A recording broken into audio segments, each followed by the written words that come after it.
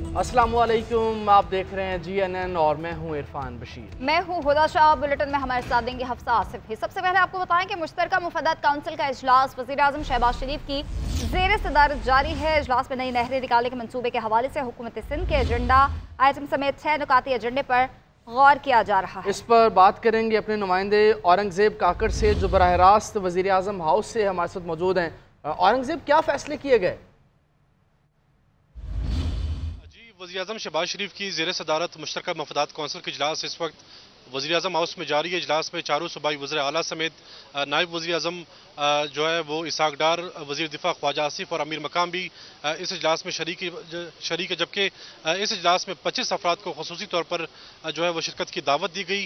मुश्तरका मफादात council के 6 नुकाती एजेंडे पर जो है वो गौर जारी है, जिसमें जो है वो नई नहरें के मनसूबे के हवाले से हुकूमत सिंध के जो है वो एजेंडा आइटम पर इस वक्त जो है वो गौर जारी है। जबकि इजलास शुरू होने से कबल वज़ीर आज़म शहबाज शरीफ ने चारों सूबाई वज़ीर आला के साथ मुलाकात की, जिसमें नई नहरें के मनसूबे के हवाले से एक मुतफ़िक़ा राय जो है वो पैदा करने की जो है वो कोशिश की, जिसके बाद अब बाज़ाब्ता तौर पर इजलास इस वक्त वज़ीर आज़म शहबाज शरीफ की ज़ेर सदारत जारी है, जिसमें जो नई नहरें के मनसूबे के हवाले से औरंगजेब आप बता रहे थे, बहुत शुक्रिया आपका। वज़ीर दिफा ख्वाजा आसिफ का कहना है कि 2 या 3 दिन में जंग छिड़ने की बात नहीं की, मेरे बयान का गलत मतलब लिया गया। इसमें कोई शक नहीं कि जंग छिड़ने का खतरा मौजूद है। मैंने सिर्फ ये कहा कि अगले 2 से 3 रोज अहम हैं। 2-3 दिन में शुरू हो जाएगी, तो ये कुछ टाइमिंग जो है ना, मेरा ख्याल से इंटरप्रिटेशन गलत हो गई है। मैंने कि यही कहा है कि ये अगले आने वाले दिन जो है क्रूशल होंगे। मैंने ये बात नहीं की, लेकिन खतरा मौजूद है, there is absolutely no doubt about it. लेकिन इसकी इनएविटेबिलिटी के मतलब मैंने कुछ नहीं कहा कि ये 2 या 3 दिन में शुरू हो जाएगी, ऐसी कोई बात नहीं है। मैं खतरा बिल्कुल है। दोनों eyeball to eyeball, दोनों मुल्क इस वक्त सरहदों पे अफवाज खड़ी हैं, कंट्रोल लाइन पे खड़ी हैं, वर्किंग बाउंड्री पे खड़ी हैं। खतरा बहुत ज्यादा खतरा है, इसमें कोई शक नहीं है। लेकिन जो अवर्ट करने के भी एफर्ट्स जो है खिते में दूसरे ममालिक कर रहे हैं कि ये सिचुएशन अवर्ट हो जाए, लेकिन इस किस्म की कंक्लूसिव स्टेटमेंट जो है ना मेरे साथ एट्रीब्यूट करनी जो है मैं समझता हूँ मुनासिब नहीं है। भारत ने पानी रोका तो दोनों ममालिक में खून रेजी हो सकती है। सिंतास माहिदों को सबूताज करना गैर कानूनी है।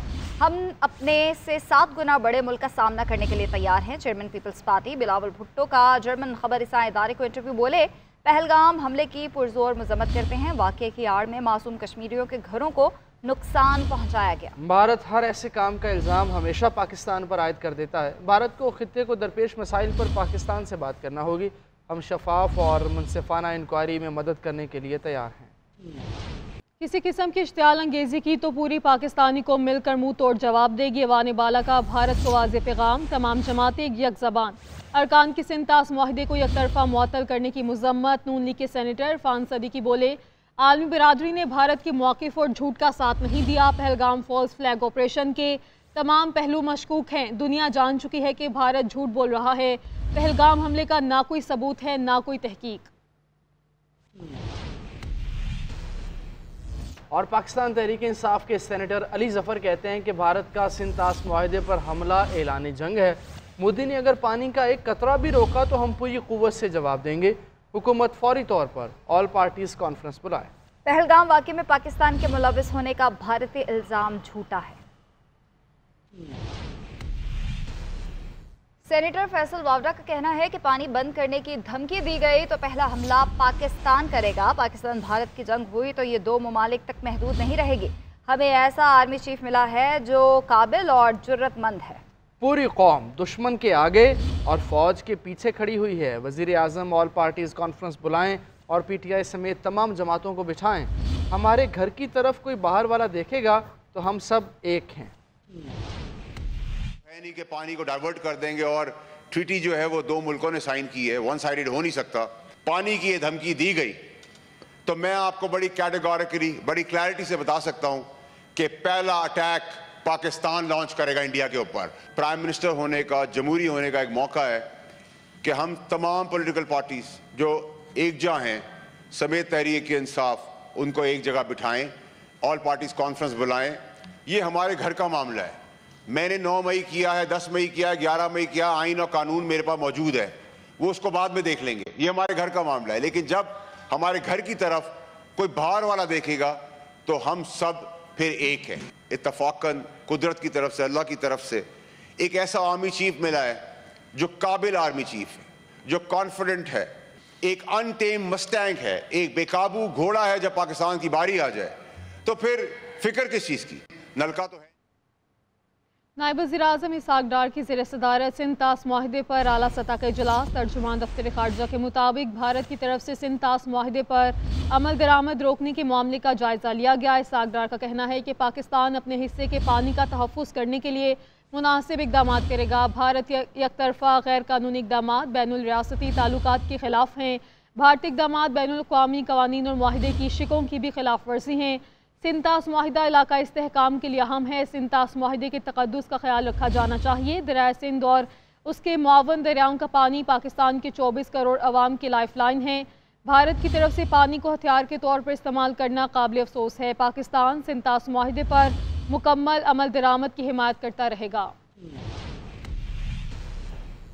अमरीकी महकमा ख़ारिजा तर्जमान ने पाकिस्तान और भारत को मौजूदा सूरत हाल में ज़िम्मेदाराना हल की जानिब जाने का मशवरा दिया है। अमरीकी महकमा ख़ारिजा के तर्जमान ने कहा कि मौजूदा सूरत हाल में भारत और पाकिस्तान के साथ राब्ते में है। पाकिस्तान और भारत मामले के हल के लिए एक ज़िम्मेदाराना हल की जानिब जाएँ। मज़ीद कहा कि अमरीका ने मौजूदा सूरत हाल पर करीबी नज़र रखी है। भारत और पाकिस्तान की हुकूमतों से मुख्तलिफ सतह पर राब्ते में है। अमरीका तमाम फ़रीक़ैन को ज़िम्मेदाराना हल की जानिब काम करने की तरग़ीब देता है। एक और अहम खबर, उम्मीद है पाकिस्तान और भारत के दरमियान कशीदगी मजीद संगीन होने से पहले कम हो जाएगी। तुर्क सदर रजब तैयब एर्दोगान का पाक भारत कशीदगी पर बयान। कहा, तुर्किया पाकिस्तान और भारत के दरमियान कशीदगी को जल्द अज जल्द कम करना चाहता है। खित्ते और इससे बाहर नए तनाज़ात नहीं चाहते। हम पाकिस्तानी अवाम के लिए अपनी भरपूर हिमायत का इआदा करते हैं। भारतीय फौज जंग के लिए अनफिट करार। अमरीकी अखबार की तहलका खेज रिपोर्ट। अखबार ने लिखा कि भारत के पास पहलगाम हमले पर पाकिस्तान के खिलाफ कोई ठोस सबूत नहीं है। भारत की जानिब से 100 सफारतकारों को ब्रीफिंग में भी ठोस शवाहिद पेश नहीं किए गए। मोदी पाकिस्तान के खिलाफ जंग छेड़ने के लिए ग्राउंड बना रहा है। लगता है भारत किसी बड़ी अस्करी कार्रवाई की तैयारी कर रहा है। रिपोर्ट में कहा गया, भारतीय फौज की पतली हालत भी पाकिस्तान के खिलाफ कार्रवाई में रुकावट है। 2019 में भी नरेंद्र मोदी को अपनी फ़ौज की खामियों का बखूबी अंदाज़ा हो गया था। 6 साल गुजरने के बावजूद भारतीय फ़ौज में कोई खातिर खा तब्दीली नहीं आ सकी। कमज़ोरियों के बायस भारतीय फ़ौज जंग से गुरेज करेगी। और नाजरीन, आईना दिखाने पर मोदी सरकार पाकिस्तानी मीडिया से घबरा गई। भारत में GNN न्यूज़ समेत 8 पाकिस्तानी चैनल्स के YouTube चैनल्स पर पाबंदी लगा दी गई है। भारतीय वजारत दाखिला की सिफारिश पर वजारत इत्तलात ने पाकिस्तानी डिजिटल चैनल्स पर पाबंदी आयद की। सैटेलाइट चैनल्स के साथ साथ मुख्तलिफ सहाफ़ियों की व्लॉग्स वाले चैनल्स भी बंद कर दिए गए हैं।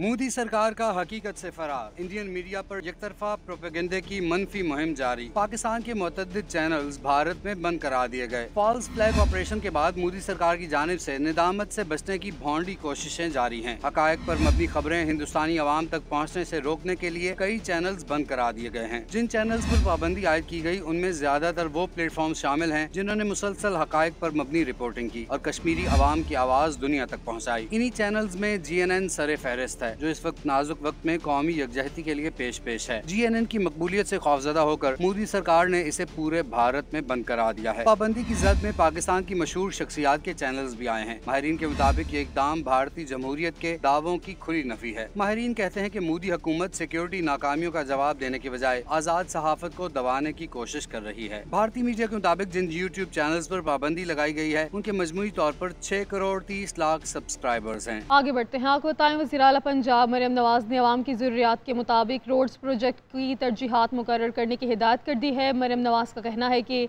रोड साइड को तजावुज़ात से पाक करने के लिए बाय लॉस पर अमल दरामद यकीनी बनाया जाए।